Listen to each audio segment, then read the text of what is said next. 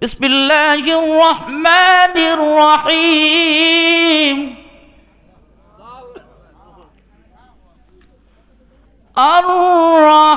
আর-রহমানু আল্লামাল কুরআনা খালাকাল ইনসানা আল্লামাহুল বায়ান।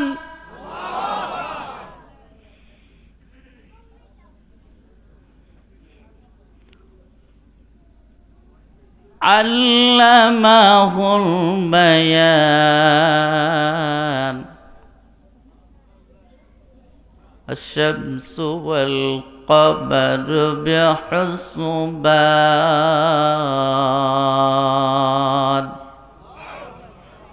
সাদাকাল্লাহুল আযীম ওয়া সাদাকা রাসূলুহুন নবীল কারীম। আল্লাহ পাক আমাদের কি করেছেন, আদর করে মহব্বত করে আল্লাহ তাআলা বানাইছেন। বানানোর পর আমাদের কি করেছেন, আর রহমান আল্লামাল কোরআন, তার হাবিবকে কোরআন শিক্ষা দিয়েছেন। বলুন সুবহানাল্লাহ।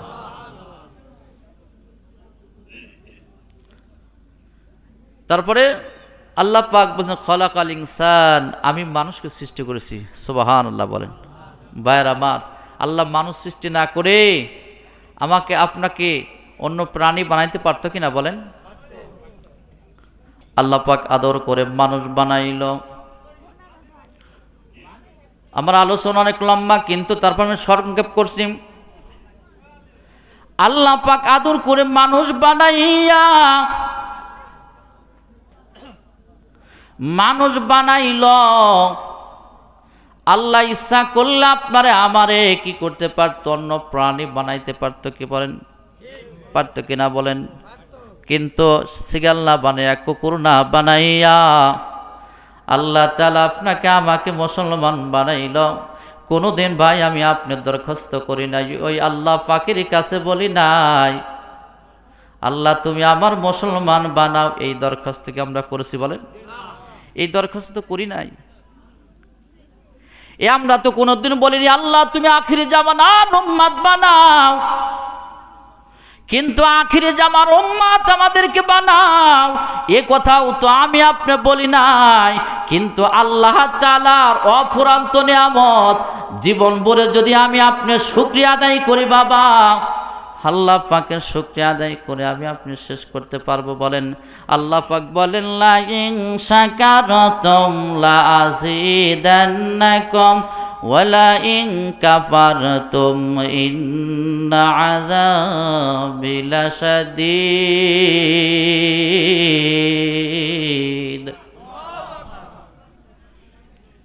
আল্লাহ পাক বলছেন বান্দারে আমি তোমার যে নিয়ামত দিলাম, এই নিয়ামতের শুকরিয়া যদি আদায় করো, আমি আল্লাহ পাকের নিয়ামতের শুকরিয়া আদায় করে তুমি শেষ করতে পারবে না। জোরে বলুন সুবহানাল্লাহ। একটু নিজে নিজে চিন্তা করুন। আমি আলোচনা লম্বা করতে পারছি না। তো বিষয়টা হলো আমাদের ধরেন পরায় দিন মাহফিল থাকে, মাঝে মধ্যে হয়তো একটু গ্যাপ থাকে, ওই দিকটা আরামে ঘুমাই পেরেশানি। আজকেও আপনাদের এখানে আসতে আরেকটা প্রোগ্রাম ছিল। হাফেজ মোহাম্মদ সুলাইমান সাহেব আমাকে রিকোয়েস্ট করেছেন যে প্রোগ্রাম ওটা ক্যান্সেল করতে হবে। এক এক দিন 2-3টা প্রোগ্রাম একটা মানুষের পক্ষে সম্ভব না, কষ্ট। তারপর অসুস্থ, সারাদিন ক্লান্ত, এদিকে মাদ্রাসা, এদিকে আপনার মসজিদ, এদিকে আপনার সংসারে কিছু কাজ আছে, তারপরে জানাজা ছিল। এই সব মিলেই আমি আপনাদের এখানে আসা আমার অনেকটাই কষ্টকর। পাবনা থেকে অনেক কষ্ট করে আমি আসছি আপনাদের খেদমতে, আপনাদের থেকে দোয়া নেওয়ার জন্য। আপনারা দোয়া করবেন, আপনাদের দোয়ার জন্য আল্লাহ তাআলা, আল্লাহ পাক আপনাদের আমাদের সকলকে আল্লাহর খাঁটি বান্দা হিসেবে কবুল করুন। সকল আমিন। প্যারা হাজিরিন, যে কথা বলতেছিলাম, আল্লাহ রব্বুল আলামিন, আল্লাহ রব্বুল আলামিন এই যে আল্লাহ পাকের কাছে আখিরি জামানার উম্মতের কথা আল্লাহর কাছে বলি নাই, আল্লাহর কাছে কোনোদিন বলিনি আল্লাহ তুমি আমার জিহ্বা দাও, চাইছি বলেন? আল্লাহর কাছে কি বলছে আল্লাহ তুমি আমার ঠোঁট দাও, আল্লাহ তুমি আমার কান দাও, আমার চোখ দাও? বলছি আল্লাহ অফুরান্ত নিয়ামত, আল্লাহর শুকরিয়া বান্দা আদায় করে শেষ করতে পারবা না। কেমন আল্লাহর বান্দা তুমি ভইলা থাকো। আল্লাহ পাক বলে, বান্দা রে আমি আল্লাহ তোরে বলে থাকতে পারি না। তুই যেরকম অন্যায় করলে, গুসা করে বাড়ি থেকে বের হইলে, বাসার থেকে বের হয়ে কোথাও রাগ করে থাকলে, মা কোনোদিন কি করতে পারে না, রাগ করে থাকতে পারে না। জনম দক্ষিণী মার সাথে হয়তো কত কাটাকাটি করে, জর্গা করে, এত পিতার সাথে রাগ করে কি করেছেন, বাড়ির থেকে রাগ করে বের হয়েছে সন্তান। একদিন 2 দিন যায়, কিন্তু ওই সন্তানের জন্য মা সব সময় কান্দে। বলেন ঠিক কিনা? আমি যে আয়াতি কারিমা আপনাদের সম্মুখে তেলাওয়াত করেছি, আমার আয়াতের বিষয়বস্তু হচ্ছে পিতা মাতা সম্পর্কে আলোচনা। আল্লাহ পাক বলেন, বিসমিল্লাহির রহমানির রহিম।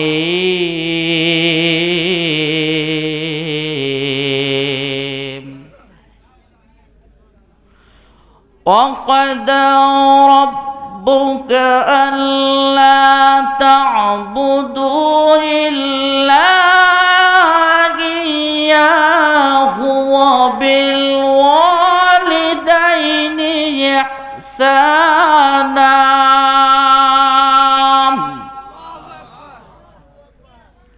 আল্লাহু আকবার।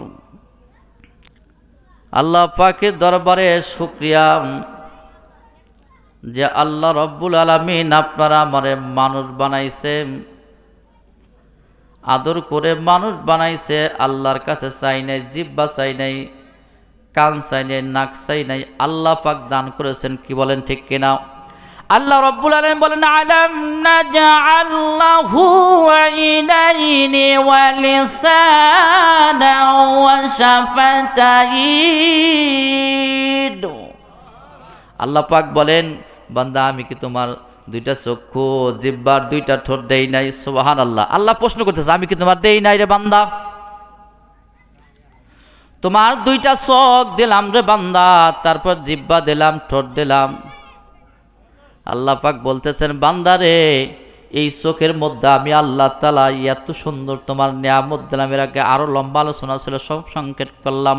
কিন্তু বাজানরা আমার ভাইরা, আল্লাহ পাক বলেন, বান্দা রে ও বান্দা, আমি আল্লাহ তাআলা তোমার এত নিয়ামত দিলাম রে বান্দা। ও বান্দা, তোমার 2টা যে চক্ষু দিলাম, 2টা ফিল্ম বক্স আমি আল্লাহ তাআলা তোমার কপালের 1.5 ইঞ্চি নিচে আমি কি করলাম? 2টা চক্ষু দিলাম। এই চোখ দিয়ে তুমি হাজার হাজার মানুষ দেখবা, হাজার হাজার মানুষ দেখবা, পাহাড় দেখবা, পর্বত দেখবা, পিতা মাতা দেখবা, মসজিদ দেখবা, মাদ্রাসা দেখবা, উলামায়ে কেরামদের দেখবা। এই চোখের জ্যোতি ওয়াকালে নষ্ট হবে না। সুবহানাল্লাহ। এই চোখ দিয়ে কোরআনুল কারীম পড়বারে বান্দা, হাকিমুল উম্মাত মুজাদ্দিদ মিল্লাত আশরাফ আলী থানভী রাহমাতুল্লাহ আলাইহিকে 5টি কারণে চোখের জ্যোতি নষ্ট হয় না। 1 নাম্বার হলো তালিল কোরআন, কোরআন তেলাওয়াত করতে হবে। কোরআন তেলাওয়াত করলে চোখের জ্যোতি নষ্ট হয় না। তারপরে আসছে আপনার এরকম যে কোরআন তেলাওয়াত করবে, তারপরে কি করবে? এই যে খানা কাবা মসজিদ, এই মসজিদকে রহমতের নজরে তাকাবে। আল্লাহর ঘর, এই মসজিদ আল্লাহর ঘর, তাকাবে মসজিদ দিকে। তাকাইলে অকালে বান্দার চোখের জ্যোতি নষ্ট হবে না। কয়টি বলছি? কয়টি? 5টি। মনে রাখেন, ওয়াজ আমি বেশি করব না, আমল বেশি। কয়টা আমল? মসজিদ দিকে তাকাইল, আল্লাহ পাক বলেন, বান্দারে মসজিদ দিকে তাকাইছে, তার অকালে চোখের জ্যোতি নষ্ট হবে না। তারপরে 3 নাম্বার হলো পিতা মাতার দিকে রহমতের নজর তাকাইল, দয়ার নজর তাকাইল। আল্লাহ পাকের হাম কি করছে? গোলাম বলতেছেন, ওই ব্যক্তির কি হবে না? অকালে চোখের জ্যোতি নষ্ট হবে না। 4 নাম্বার হক্কানে উলামায়ে কেরামদের দিকে তাকাইল, ওই ব্যক্তির চোখের জ্যোতি নষ্ট হবে না। 5 নাম্বার হলো সুসলা সবুলা, এই যে ফসলগুলো থাকে, সবুজ ফসল মাঠে থাকে, এই ফসলের দিকে তাকাইবে। এই ফসল দিকে তাকানোর কারণে বান্দা বান্দার অকালে চোখের জ্যোতি নষ্ট হবে না। সুবহানাল্লাহ। কয়টি বলছে? কয়টি বলেন? 5টি। 1 নাম্বার কি বলেন? কোরআন তেলাওয়াত। আমাদের ঘরে কি আছে? কোরআন তেলাওয়াত অধিকাংশ ঘরে নাই। আপনাদের এলাকায় অনেকটা আমল করেন, আমি জানি এই অঞ্চলটা আমাদের অনেকেই আমল করেন, আমলদারি লোক আছে অনেকেই, আলহামদুলিল্লাহ ভালো। আল্লাহ পাক বলতেছেন, ও বান্দা আমি তোমার 2টা চোখ দিলাম, তারপর তোমার জিহ্বা দিলাম রে বান্দা। ও বান্দা তোমার জিহ্বা দিলাম, এই জিহ্বার থেকে বৈজ্ঞানিকরা বলেছেন জিহ্বার মধ্যে 3000 স্তর রয়েছে। এই জিহ্বার উপর যখন আপনি মিষ্টি রাখেন, মিষ্টির স্বাদ একরকম, জিলাপির স্বাদ আর এক রকম, ঠিক কিনা বলেন? কই মাছের স্বাদ একরকম, ইলিশ মাছের স্বাদ আর এক রকম, এইরকম শাকের স্বাদ একরকম, আপনার লাউ কদুর স্বাদ আর এক রকম, ঠিক কিনা? এর স্বাদটা কে দিল রে বান্দা? আল্লাহ। আল্লাহ তাআলা এই স্বাদ দিয়ে বান্দারে বোঝাচ্ছে আমি যে আল্লাহ একজন আছি, আমি আল্লাহরে তুমি ভুলে যাও না। ও বান্দা আমি আল্লাহ তাআলা, তারপরে তোমার কি করলাম? আল্লাহ রাব্বুল আলামিন বলেন, ইয়া আইয়ুহাল ইনসানু মা গররাকা বিরাব্বিকাল কারীম আল্লাযী খালাকাকা ফাসাওয়াকা ফাআদালাক। আল্লাহ রাব্বুল আলামিন বলেন, ও বান্দা কোন জিনিস তোমাকে মহান প্রভুর ইবাদত থেকে তোমার মুখ ফেরাই নিল? যে আল্লাহ তাআলা আপনাকে আমাকে সুন্দর করে গঠন করলেন, যে আল্লাহ তাআলা আমাকে সুন্দর করে বানাইলেন, আপনাকে বানাইলেন। আল্লাহ রাব্বুল আলামিন বলেন, বান্দারে একটা জোড়ার সাথে আরেকটা জোড়া পদ্ধতি আমি আল্লাহ তাআলা বানাইছি। সুবহানাল্লাহ। আমরা কি আল্লাহকে চাইছি আল্লাহ তুমি আমাদের কবজি এরকম বানাই দাও, হাত টান করলে টান করতে পারি, গুছাইলে গুছাইতে পারি, পা টান করতে পারি, গুছাইতে পারি, আবার মাথা এইরকম ওইরকম করতে পারি। এ কে দিল? কে দিল বলেন? আল্লাহ। বলেন আল্লাহ। আল্লাহকে ডাকেন আল্লাহ। কেউ যদি আবেগ ভরা কণ্ঠে আল্লাহ আল্লাহ আল্লাহ আবেগ ভরা কণ্ঠে যদি আল্লাহকে ডাকে, আমার আল্লাহ বলেন, বান্দারে আমি আল্লাহর যদি তসবিহ পড়ো, জিকির করো রে বান্দা, আমি আল্লাহ আবেগ ভরা কণ্ঠে যেও যদি কোনো বান্দার তসবিহ পড়ে, আমি আল্লাহ এমন খুশি হয়, এমন খুশি হই রে বান্দা, তোর হিসাব ছাড়া, বিনা হিসাব মানে কি 1 10 10 700 করে অগণিত গুণ আল্লাহ পাকের ফেরেশতা বলে কত লিখবো? সব লেখো লেখো লেখো। আল্লাহ লিখলাম, লক্ষ লিখলাম, কোটি লিখলাম, মিলিয়ন লিখলাম, ট্রিলিয়ন লিখলাম, ট্রিলিয়ন লিখলাম, এবং হিসাববিহীন এখন হিসাব রাখতে পারছি না। আল্লাহ পাক বলেন, আমার বান্দা আবেগ ভরা কণ্ঠে সুবহানাল্লাহ বলছে, আবেগ ভরা কণ্ঠে আলহামদুলিল্লাহ বলছে, আমি আল্লাহ তাআলা খুশি হয়ে হিসাব বেগৈরি হিসাব অগণিত সব আমি বান্দার আমলনামায় দিয়ে দিলাম। লাইন শাকারতুম লাযিদান্নাকুম ওয়া লাইন কাফারতুম ইন্না আযাবি লাশাদীদ। আল্লাহু আকবার। ও বাদান্না আমার ভাইয়েরা, পর্দারানের মা ও বোনেরা, আল্লাহ পাক এই যে পা বানাইলো, হাত বানাইলো, আল্লাহর কাছে চান নাই? চাইছি বলেন? এই যে পার নিচে যে চামড়াটা শক্ত করলেন কে? আল্লাহ। পার উপরে চামড়া একরকম, এই দেখেন চোখের উপরে চামড়া নরম আর এক রকম। আল্লাহ তাআলা কি করেছেন? পায়ের উপরে আল্লাহ পাক হাল তারা মিন ফুতুর। বান্দারে আমি আল্লাহ যদি কি করতাম, তোমার পায়ের উপরে চামড়া যদি পায়ের নিচে লাগাই দিতাম রে বান্দা, তুমি 2 দিনও হাঁটতে পারতে না। সুবহানাল্লাহ। এদিকে আলোচনা না, আলোচনা হলো আমার মূল বক্তব্য, যে আমি যে আয়াতে কারিমা আপনাদের সামনে পেশ করেছি সেটা হলো যে আল্লাহ পাকের ইবাদত। তাহলে এতগুলো নিয়ামত পাওয়ার পরে কেন আল্লাহ পাকের ইবাদত করব না? আল্লাহ পাক বলেন, আরো লম্বা আলোচনা ছিল, গভীর রাত হয়ে যাবে, আপনাদের নামাজ কাজা হয়ে যাবে। আমি চাই না যে আপনাদের নামাজ কাজা হওয়ার কারণে আমি জীবন ভরে ওয়াজ করব আর আপনাদের ফজর নামাজ কাজা হবে তার সমান হবে না, ঠিক কিনা বলেন? লাভ কি ওয়াজ শুনে? ওয়াজ দেশে কম হয় না, আলোচনা দেশে কম হচ্ছে না, কিন্তু আমল নাই। কেন? কারণ আমল নাই। আমরা জানোয়ারি জিন্দেগি গঠন করছি, শয়তানি জিন্দেগি আমাদের ঘরে আসছে। এ আমল নাই, কারণ আমাদের মধ্যে প্রকৃত ইমানদার আমরা হতে পারি নাই। কিছু মানি কিছু মানি না। পরকালে হিসাব হবে কি হবে না এ ব্যাপারে আমাদের অনেকের সন্দেহ আছে। মারা যাওয়ার পরে আবার হিসাব কিসের, এরকম লোক আছে সমাজে, কি বলেন, আছে না নাই? ও বান্দা, আমি তোমার বলে আল্লাহর গোলাম, তুমি যে বলতেছ মারা যাবার পরে, মারা গেলে হিসাব নাই, ঠিক আছে, মারা যাবার পরে হিসাব নাই, মারা যাবার কোনো হিসাব হবে না, জাহান্নাম নাই, কোনো আযাব নাই, মেনে নিলাম। ও আল্লাহর বান্দা, মারা যাবার পরে কোনো হিসাব নাই, গুনাহ নাই, কিন্তু তুমিও যদি আল্লাহ তাআলা মাফ করে দিলে তুমিও বাঁচলা, আমিও বাঁচলাম। যদি আল্লাহ তাআলা যদি বলে বান্দারে জান্নাত জাহান্নাম দুইটা যদি সত্য থেকে থাকে, তাহলে তোমার অবস্থা কি হবে? ঠিক কিনা বলেন? কথা বোঝেন নাই? তখন কি হবে? অবশ্যই ও বান্দা, তুমি বিশ্বাস করেন, আল্লাহ পাক বলেন আশ-শামসু ওয়াল কামারু বিহুসবান।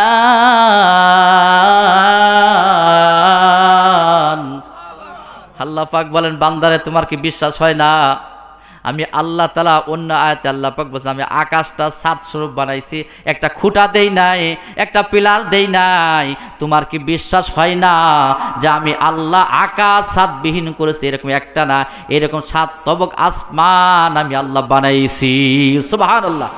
এই আসমানের পুর কত এত পুর, যেই পুর এত ভারী, আল্লাহ পাকের কুদরত ছাড়া এগুলো সম্ভব না। অবশ্যই আল্লাহ আছেন।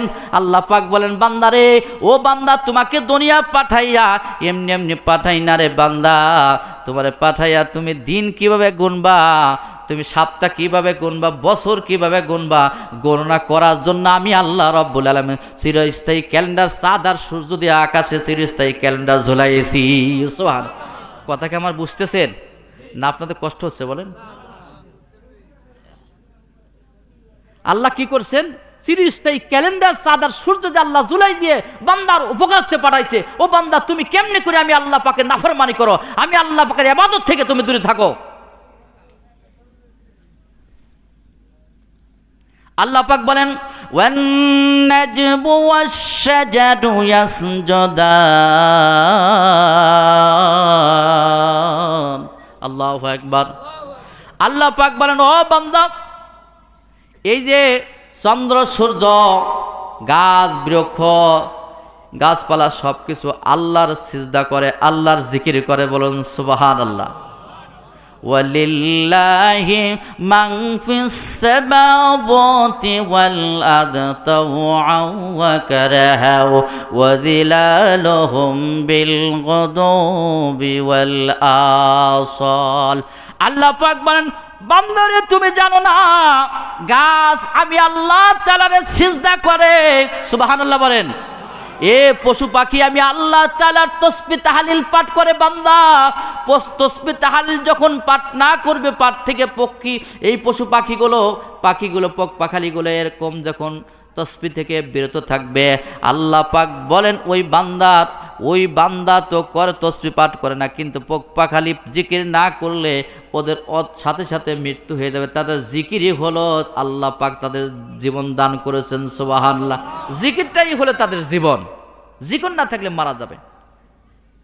এই যে চন্দ্র সূর্য যখন এই গাছ আল্লাহর সিজদা করে, সূর্য যখন পূর্ব দিক থেকে উদিত হয়, গাছটি করে তার ছামাটা লম্বা করে দিয়ে সিজদায় পড়ে যায়। আবার যখন অস্তমিত যায় তখন ছামাটা লম্বা করে দেখেন সিজদায় পড়ে যায়। সুবহান। প্যারা হাজিরিন, আল্লাহর কুদরত বোঝাইলাম। ও বাদানরা আমার ভাইয়ের, আল্লাহ পাক কুদরত বোঝাই। আল্লাহ পাক বলতেছেন বান্দা কেমনে আমি আল্লাহর ইবাদত করেন, আল্লাহ তা'বুদু। ও বান্দা, আমি আল্লাহর কেমনে করে তুমি ইবাদত করো না, বন্দি করো না। আমি ইবাদত করবে, আমি আল্লাহর ইবাদত করবে, তো তারপরে তার সাথে সংযুক্ত করেছেন ওয়াকাদা রব্বুকা আল্লা তা'বুদু ইল্লা ইয়াহু ওয়া বিল ওয়ালিদাইনি ইহসানা। এরপর বলছে বান্দারে আল্লাহর ইবাদত, তারপর হলো পিতা মাতার খেদমত। সুবহান। ও বাদানরা আমার ভাইয়েরা, আল্লাহ পাক বলেন বান্দারে আমি আল্লাহর ইবাদত করলে পিতামাতার খেদমত নাই, ওই ইবাদতের কোনো দাম নাই। দেখছেন, ওই ইবাদতের কোনো দাম নাই। কারণ মক্কা মদিনার যদি হাজি হও, মক্কা মদিনার হাজী হইলে কোনো লাভ নাই। যদি পিতা মাতারে গালি দেন, পিতা মাতারা যদি আপনি রাগ করেন, আল্লাহর হাবিব বলেন যে খবরদার পিতা মাতার সাথে রাগ করে কথা বলে না, ধমক দিয়ে কথা বলে না, কোরআনে কারিমের মধ্যে আল্লাহ পাক বলছেন তারা যেন উহ আ শব্দ না করে তোমার কথার দ্বারা, তোমার আচরণ দ্বারা, চলার দ্বারা। যে উহ আ শব্দ করে, এই শব্দটার দ্বারা তাহাব্বাতা আমালাকুম, তোমার সমস্ত আমল বরবাদ হয়ে যাবে। বলেন নাউজুবিল্লাহ। প্যারা হাজরিন, মা এমন একটা নিয়ামত বাজান। রসুল পাকের দরবারে সাহাবী গিয়ে বলছে, ইয়া রাসূলুল্লাহ, হি হাবিব আল্লাহ, আমার মা তো ইহুদি, আমার মা তো ইহুদি, আমি কি মারে খেদমত করব? আল্লাহর হাবিব বললেন অবশ্যই করবে, যেহেতু তোমার মা, তাকে তুমি অবশ্যই খেদমত করবা। সুবহানাল্লাহ। হাত উঠান, কার কার মা আছে? মাশাআল্লাহ, ম্যাক্সিমাম মানুষের মা আছে, হাত নামান। কার কার মা নাই? দেখি কয়জনের মা নাই? মাশাআল্লাহ, বেশিরভাগের মা আছে। আর কাদের পিতা বেঁচে আছে? দেখি আমি হাতটা একটু। অল্প। পিতা মাতা দুইজনই বেঁচে আছে, কাদের দেখি একটু। মাশাআল্লাহ, জাযাকাল্লাহ। প্যারা হাজিরিন, তাহলে বোঝা গেল অনেকের মা আছে, অনেকের মা নাই। রসুলের কাছে সাহাবী গিয়ে বললেন, ইয়া রাসূলুল্লাহ, আমার একটু গরম পানি দিন। ইয়া রাসূলুল্লাহ, আমার মা তো আপনি বয়ান করলেন মাও নাই আব্বাও নাই, পিতা মাতারে খেদমত করে জান্নাতে যাওয়া যায় কি করে? রসুল পাক সাল্লাল্লাহু আলাইহি ওয়াসাল্লাম বললেন, যাদের পিতা মাতা বেঁচে আছে তাদের দুইটা জান্নাত, যার পিতা বেঁচে আছে একটা জান্নাত, মা চলে গেছে একটা জান্নাত হারিয়ে ফেলছে। সেজন্য সাহাবী বললেন, ইয়া রাসূলুল্লাহ, আমার পিতাও নাই। ইয়া রাসূলুল্লাহ, ইয়া হাবিবাল্লাহ, হুজুর আমার পিতাও নাই, আমার মাও নাই, পিতা মাতা দুইজনের আমি হারাইছি, দুইজনই মারা গেছে। হুজুর আমি তাদের কিভাবে খেদমত করে জান্নাতি হব? তাদের সাথে বেয়াদবি করেছে, আমার এখন উপায় কি? আল্লাহর হাবিব বললেন, ও সাহাবী শোনাও, তোমার পিতাও নাই মাও নাই, কিন্তু তাদের কবরের পাশে গিয়ে সবর শ্রেণী করবে। সুবহানাল্লাহ বলেন। এবং তাদের জন্য নামাজ অন্তর দোয়া করবে। তাদের আত্মীয় স্বজন দ্বারা দুনিয়ার থেকে যারা কি করেছেন, আত্মীয় স্বজন দ্বারা দুনিয়ায় বেঁচে আছে, তাদের সাথে ভালো ব্যবহার করবে, শ্রদ্ধা করবে, তাদের নামের উপর দান সাদগা করবে, ইসালে সব মাহফিল করবে, তাদের নামের উপর কি দান সাদগা করবে, তাহলে পিতা মাতার হক আদায় হয়ে যাবে। সুবহানাল্লাহ। মা, আল্লাহর হাবিব বলেন, রাসূল পাক সাল্লাল্লাহু আলাইহি সাল্লাম বললেন, পিতা মাতার দিকে যে নজরে কেউ দিকে রহমতের নজরে একবার তাকায়, আল্লাহর হাবিব বললেন একটি কবুল হজরত সব তার আমলনামায় লেখা হয়ে যায়। সাহাবী বলছেন, ইয়া রাসূলুল্লাহ, ওয়ান ইবনে আব্বাস রাদিয়াল্লাহু তাআলা আন্না রাসূলুল্লাহি সাল্লাল্লাহু আলাইহি সাল্লাম মামিউ ক্বালা মামিউ ওয়ালাদিন বাররিন ইয়ানজুরু ওয়ালিদাইহি নাজরা রাহমাতান ইল্লা কাতাবাল্লাহু লাহু বিকুল্লি নাজরাম। আল্লাহর হাবিব বললেন, কেউ যদি পিতামাতার দিকে তাকায় তাহলে একটি কবুলিয়াতের হজর সওয়াব পাবেন। সাহাবী বলছে, ইয়া রাসূলুল্লাহ, হাবিবাল্লাহ, আমি যদি আমার পিতামাতার দিকে 100 বার তাকাই, রাসূল পাক সাল্লাল্লাহু আলাইহি ওয়াসাল্লাম ক্বালু ওয়া ইন নাযারা কুল্লা মিআতু মাররাতিন, যদি 100 বার তুমি তাকাও, আল্লাহ রব্বুল আলামিন 100টি সব তোমার আমলনামায় লিখে দিবে। সুবহানাল্লাহ। তার মানে কি 100টি কবুলিয়াত হজরত সওয়াব তার আমলনামায় লিখে দিবে। তাহলে পিতা মাতা যাদের আছে হজ করা লাগবে? বলেন, হজ করা লাগবে না। পিতা মাতা যদি অসুস্থ থাকে তাদের রেখে হজে যাওয়া যাবে না। পিতা মাতা থাকলে পারে যুদ্ধে যাওয়া যাবে না, যুদ্ধের চাইতে বেশি দাম পিতা মাতার খেদমত।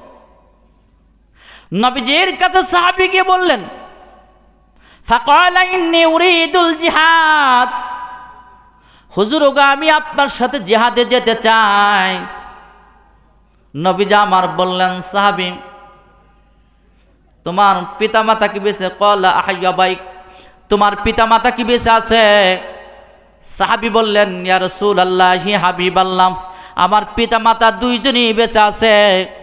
আল্লাহর হাবিব বললেন ক্বালা ফাফিহিমা ফাজাহিদ। আল্লাহর হাবিব বললেন, তুমি কি করো? তোমার পিতামাতা দুইজন বেঁচে থাকে, তোমার যুদ্ধে যাওয়া লাগবে না, তাদের খেদমত করবে, খেদমতের মধ্যে যুদ্ধের সওয়াব রয়েছে। জোরে বলেন সুবহানাল্লাহ। সাহাবী গিয়ে বললেন, ইয়া রাসূলুল্লাহি, ইয়া হাবিবাল্লাহ, আপনি এক সাহাবী গিয়ে বললেন, হুজুর আপনি হিজরতে যাচ্ছেন, আপনি হিজরত উদ্দেশ্যে রওনা করছেন। হুজুর গো আমি আপনার সাথে হিজরত করতে যাব। আল্লাহর হাবিব বললেন, না না, তোমার হিজরত করা লাগবে না, তুমি কি তোমার পিতামাতা বেঁচে আছে? সাহাবী বললেন, ইয়া রাসূলুল্লাহি, ইয়া হাবিবাল্লাহ, আমি যখন আপনার সঙ্গে হিজরত করার জন্য রওনা করি, তখন আমার পিতামাতাকে আমি কাঁদা এসেছি, পিতামাতা কান্না শুরু করেছে। কিন্তু আমার পিতামাতা যখন কান্না শুরু করলো, এই কান্নাটা যখন শুরু করেছে, হুজুর আমি কান্না অবস্থায় তাদেরকে রেখে বিদায় নিয়ে চলে আসছে। আল্লাহর হাবিব বলেন, না না, তোমার হিজরত করা লাগবে না, তুমি যে তোমার পিতা মাতার কান্না তুমি থামায় দাও। সুবহানাল্লাহ। ও বাদানটা আমার ভাইয়েরা, যদি ধনী হইতে চান, সম্মানী হইতে চান, পিতা মাতার বেশি খেদমত করুন। আল্লাহর হাবিব বলেন, পিতা মাতা তোমার জান্নাত জাহান্নাম, পিতা মাতা যদি সন্তুষ্টি হয় তাহলে আল্লাহ তাআলাও সন্তুষ্ট হবে। জোরে বলেন সুবহানাল্লাহ। তাহলে আজকে যাদের মা আছে, আমার অনুরোধ থাকবে, মারে খেদমত করবেন, মারে মহব্বত করবেন। সমস্ত পীরের দোয়া বরবাদ যেতে পারে। আমার নবীজি বলছেন, আল্লাহ বলেছেন, সমস্ত পীরের দোয়া বরবাদ যেতে পারে, কিন্তু পিতা মাতার দোয়া বিফলে যায় না। ঠিক কিনা বলেন? মা যদি রাগ করেও কি করে? বরদোয়া করে না অনেক সময়? তুই মরতে পারিস না। মা বোনটা অনেক সময় কি করে? সন্তানটা যখন উত্তপ্ত করে, ডিস্টার্ব করে, কষ্ট লাগে, তখন কি করে? সহ্য করতে পারে না, তখন তুই মরতে পারিস না, এত জ্বালাস কেন? এই কথাটা মা মন থেকে বলে না, ঠিক বলে? বলেন, পিতাকে মন থেকে বলে? এই কথাটা মন থেকে বলে না, কারণ ডিস্টার্ব করে। এবার মা বলার পরেই কিছুক্ষণ পর সন্তানের সাথে আবার গভীর সম্পর্ক হয়ে যায়। সন্তান মারে ডাকে, আবার মার কথা শোনে, মা তখন আদর করে, আরে আমার সোনা মনিরা, আমি কি বললাম, কেন এই কথা বললাম, কেন আমার মুখ দিয়ে কথা আসলো, আল্লাহ তুমি মাফ করে দাও, এ কথা আমার সন্তানের উপরে এইরকম কথা বলছি, আমার সন্তানে তুমি হায়াত দিয়ে দাও, ও কালে আমার সন্তানের তুমি মৃত্যু দিও না। ঠিক কিনা বলেন? মা কথাটি সত্যতে কিন্তু যেন পাই, তাহার সে নাম যে মধুর ত্রিভুবনে নাই। মাঝে আমার ঘুম পাড়াতো, দুল্লা ঠেলে ঠেলে শীতল হতো তার হাতটা বুকে পেলে। ঠিক কিনা বলুন? ও বাজান আমার ভাইয়েরা, যখন আমি আপনি ছোট ছিলাম বাজান, তখন আমি বলেছি, মা তোমার ছাড়া আমি ঘুমাবো না, তোমার ছাড়া আমি খাবো না, তোমার ছাড়া তুমি মাথায় তেল না দিলে আমি তেল মাথায় নেব না, তুমি আমার পেন না পরায় দিলে আমি পেন পরব না, তুমি আমার গোসল না করে দিলে আমি গোসল করব না। এরকম আমরা বলেছি। কিন্তু দেখা যায় এই মা রেখে যদি আমাদের খালা ফুপু অন্য কেউ মার কোল থেকে আলাদা বিছানায় যদি যখন কিরে ঘুমান, তখন আমি আপনি কান্নাকাটি করছি, করে বলছি, না না, মার ছাড়া আমি মার ছাড়া ঘুমাবো না, কান্না করেছি। ঠিক কিনা বলেন? অনেক লম্বা আলোচনা ছিল, গভীর রাত হয়ে যাচ্ছে, এ বিষয় নিয়ে অনেক আলোচনা, কিভাবে আপনাদের বোঝাবো? বাদানটা আমার ভাইয়েরা, এই মা 1 মাস না 2 মাস না 10 মাস নয় 10 মাস গর্ভে ধারণ করল। গর্ভে ধারণ করে এই মা যখন আপনাকে আমাকে গর্ভধারণ করছে 1 মাস না 2 মাস না 3 মাস না 5 মাস না 6 মাস না 9টি 10টি মাস যখন মা গর্ভে ধারণ করলাম, সন্তান যখন গর্ভের মধ্যে আসলো, লম্বা আলোচনা ছিল, আমি সংক্ষেপ করছি। কিন্তু এখানে মা কি করেছেন, মা সন্তানকে নিয়ে কি করেছেন, একটা সন্তান, জীবিত সন্তানকে পেটে ধারণ করিয়া মা কি করে বাড়ির কাজ কাম সব কিছু করার পরে সন্ধ্যাবেলায় সকলকে খাবার দিয়ে যখন মা খেতে গিয়েছেন, মা যখন প্লেটটা নিয়েছেন, নেবার পর কি করেছেন, এইরকম প্লেটটা সামনে ধরেছেন, ধরার সাথে সাথে প্লেটে ভাত খাবে, অমনি তার পেটের মধ্যে সন্তান আমরা গুতা মেরে দিয়েছি। মা সহ্য করতে পারে নাই, দাঁড়াইছে, চোখের পানি ধা ধা করে মা ফেলে দিয়েছে। ঘরের বারান্দায় এসে দাঁড়ায় দাঁড়ায় বিনয় বিনয়ে কান্দে, চোখের পানি ফেলায়। শাশুড়ি বলে, বৌমা তুমি কেন কান্দো, তোমার কি হয়েছে? বলে, না না আমার কিছু হয় নাই। কি আমার সন্তান কি তোমার কিছু বলছে? বলে, না না সন্তানও কিছু বলে নাই। তাহলে তুমি কাঁদছো কেন? বলে, কাঁদছি, আমার পেটের মধ্যে ব্যথা শুরু হয়েছে। শাশুড়ি বলে, বৌমা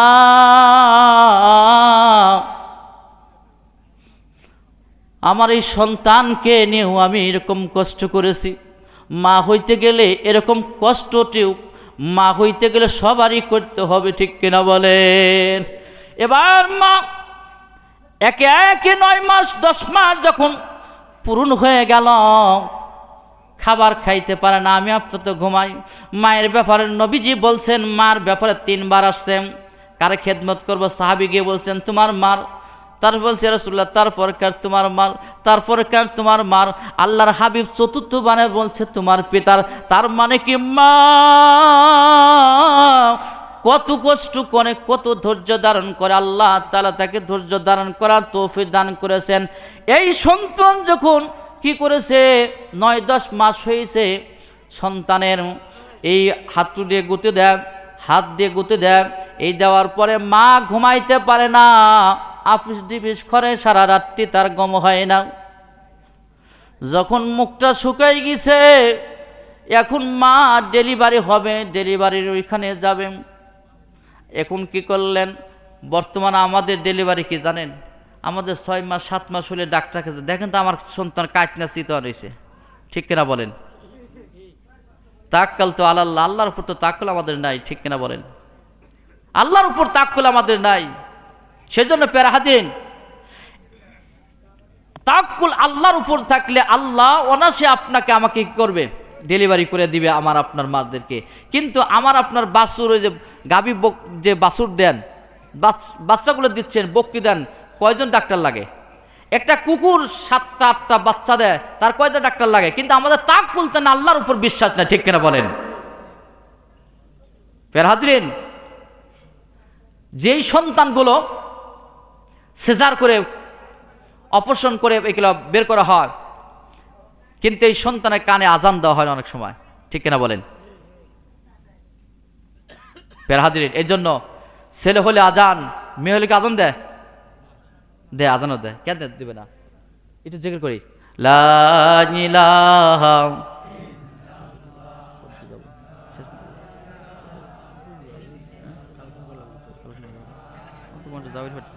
গোসানি পারতেছি না, তাহলে মৃত্যুর কথার কলা গোসার পারতেছি না আলোচনা।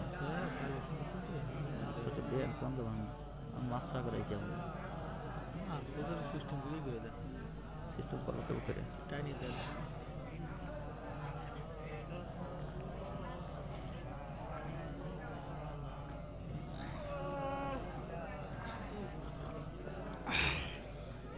লা ইলাহা ইল্লাল্লাহ মুহাম্মাদুর রাসূলুল্লাহ।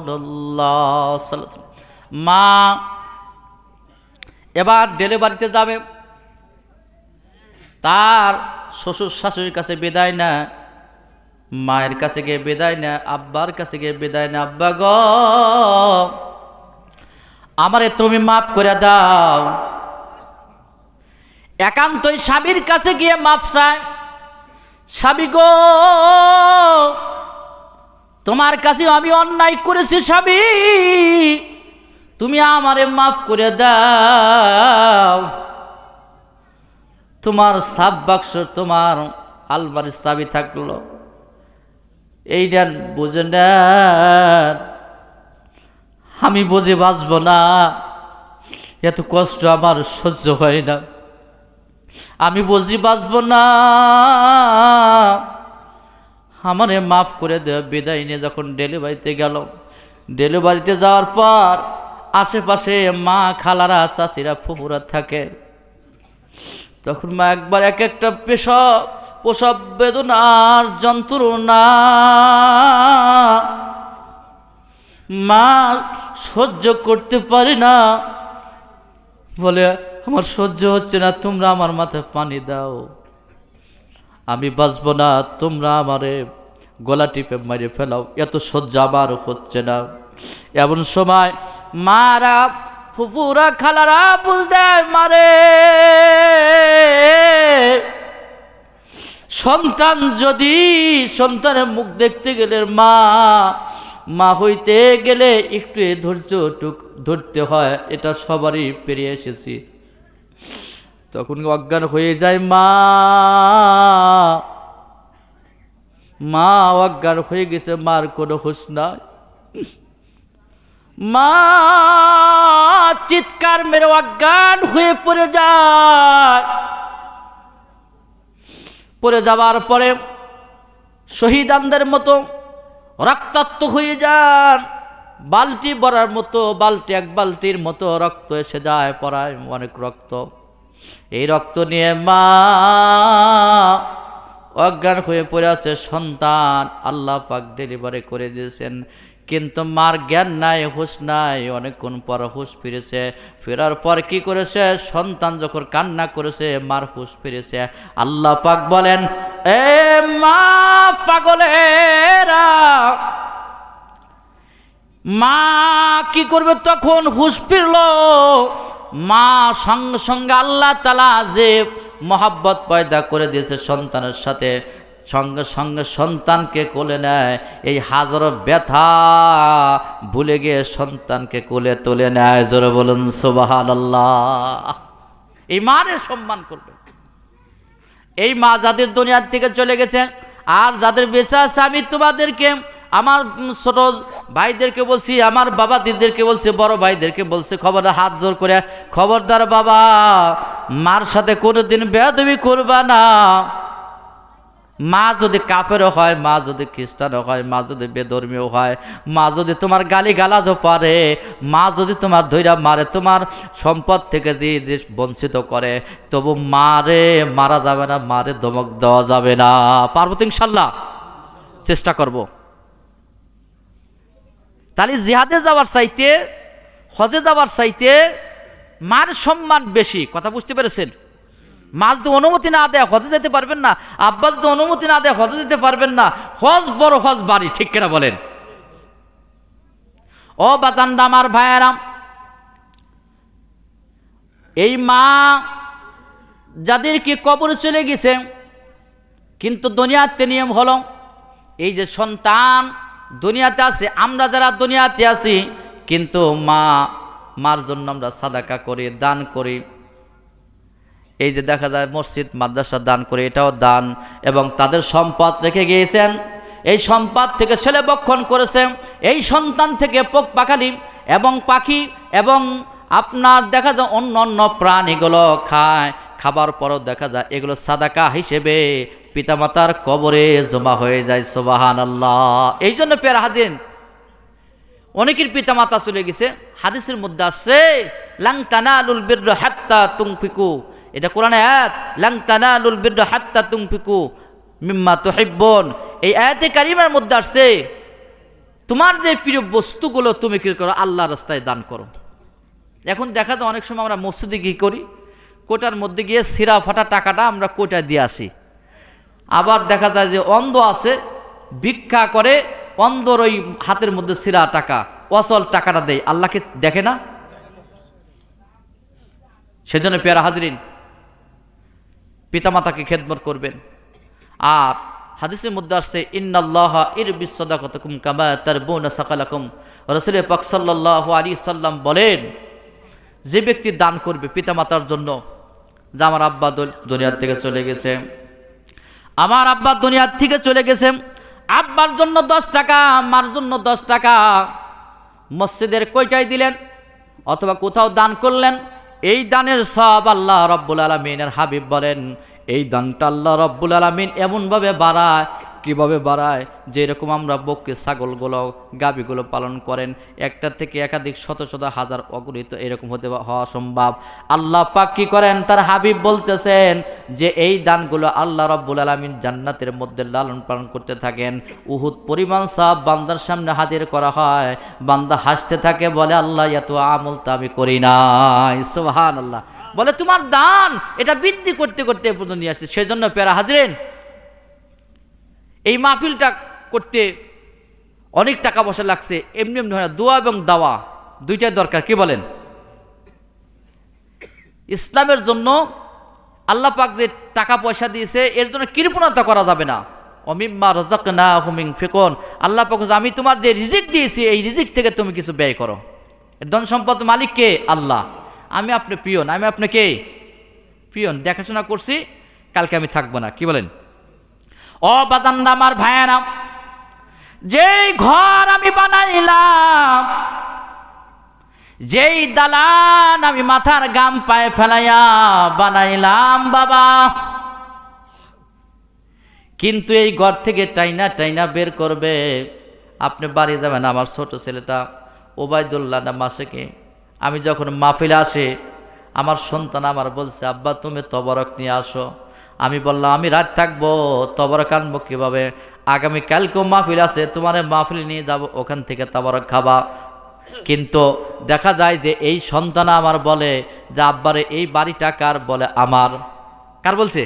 সন্তান বলছে আমার, আমার নিজের সন্তান। এ মোবাইলটা কার? বলে আমার। মোটর সাইকেলটা কার? বলে আমার। তাহলে আমি ভাবি না না এ সম্পদের মালিক তো আমি না, কিন্তু এই সম্পদের মালিক তো আল্লাহ। আল্লাহ তাআলা আপনাকে আমাকে পিয়ন হিসেবে পাঠাইছে, তত্ত্বাবধায়ক হিসেবে পাঠাইছে, দেখাশোনা করে আমি আমানতটা আমার সন্তানের হাতে তুলে দিয়ে যাবো, ঠিক কিনা বলেন? সন্তানকে গড়তে হবে। আর তো অনেক আলোচনা চলেছে, কোরআন শিক্ষা দিতে হবে, নেককার বানাইতে হবে, এগুলো করতে হবে। নিজে নিজে কি করবেন? সন্তানকে নেককার বানানোর একটা পদ্ধতি হলো নিজে সবসময় আমল করবেন। সন্তান স্কুলে পড়ে, স্কুল থেকে যখন রওনা করেছেন অমনি আপনি ঘরের মধ্যে কি করবেন? নফল নামাজ পড়বেন। নফল নামাজ পড়ার সময় তসবিহ তাহলিল তেলাওয়াত করবেন, টিপবেন, এইভাবে জিকির আজগার করবেন। সন্তান এসে দেখবে আমার আব্বা নামাজ পড়ে, আমার আব্বা জিকির করে, ওইটা সন্তানের মনের মধ্যে তাসির পাইতে হবে, ঠিক কিনা বলেন? ও বাজানরা আমার ভাইয়েরা, সন্তান স্কুল থেকে কলেজ থেকে যখন এসে দেখে আমার মা সিরিয়াল মিলাইতেছে, টিভিতে ইন্টারনেটে খারাপ খারাপ ছবি দেখতেছে, ওই সন্তানের যত ওয়াজ করেন, যত কোরআনের কথা বলেন, কোরআনটা যদি পুরা কোরআন যদি গলায় বেঁধে দেন তো ওই সন্তান কথা শুনবে না, ঠিক কিনা বলেন? কথা বুঝতে পারছেন? সেই জন্য ও ভাই, কার জন্য এই ঘর, কার জন্য দালান? যেদিন আমাকে আপনাকে অন্ধকার কবরে ডাক দিবে, কোনো ছেলেও কাজে লাগবে না, সন্তানও কাজে লাগবে না। কোরআনের মধ্যে আল্লাহ পাক বলেন ইয়াউমা তাশহাদু আলাইহিম আলসিনাতুহুম ওয়া আইদিহিম ওয়া আরজুলুহুম বিমা কানু ইয়ামালুন। আল্লাহু আকবার। সবাই হাতটা উঠান তো।